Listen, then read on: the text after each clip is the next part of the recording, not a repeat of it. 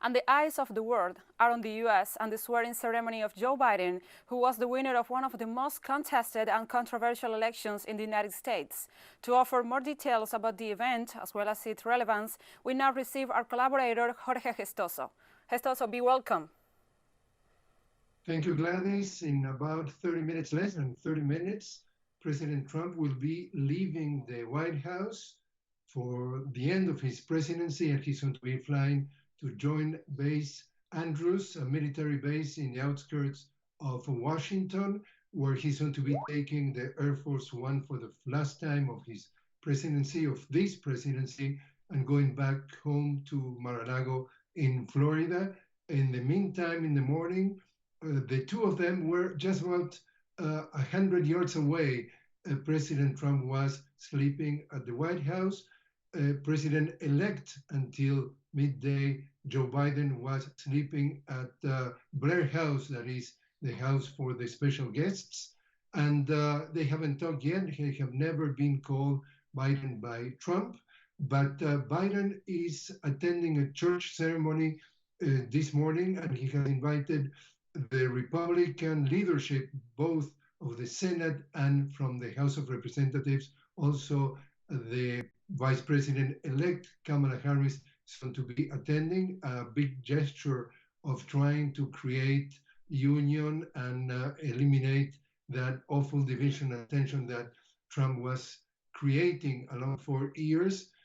At midday, he's going to be sworn in, and at the White House, Trump is going to be leaving the White House, as I was mentioning, but at the Congress, Joe Biden will be sworn in. It's going to be a ceremony with, as you said, very few attendants. There's not going to be any public in what is called the Mall, the piece of land between the Congress and the Washington Monument, and also the Lincoln Memorial, that normally is full of people. Now it's going to be just, for question of security and for question of COVID, just been closed, and it's going to be just 200,000 flags are going to be showing there. It's going to be a windy day. They say that it's going to be winds of about 40 miles an hour. Always the inauguration in Washington in January is cold and many, many times windy.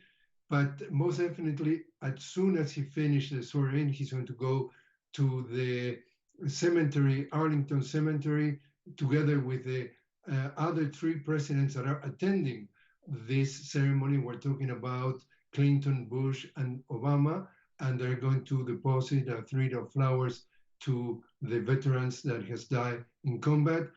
At the end of this ceremony, he's coming back to the White House. He's going to be signing about 12 executive orders. One of them very important for our audience because it has to be with immigration reform. He's going to eventually facilitate the path to citizenship to the dreamers and the people of the TPS, and also in general people that has known the papers in rule.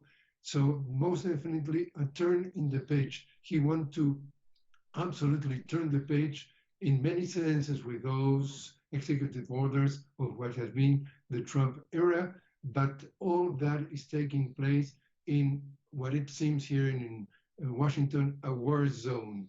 25,000 members of the National Guard are trying to protect the city and the Congress and the White House of possible violence that President Trump has exacerbated through his incendiary speech, and also 2 weeks ago with an attack to the Congress precisely from his extremist and terrorist fans. So it's going to be a busy morning, and we're going to be looking forward to report to you as soon as it happens.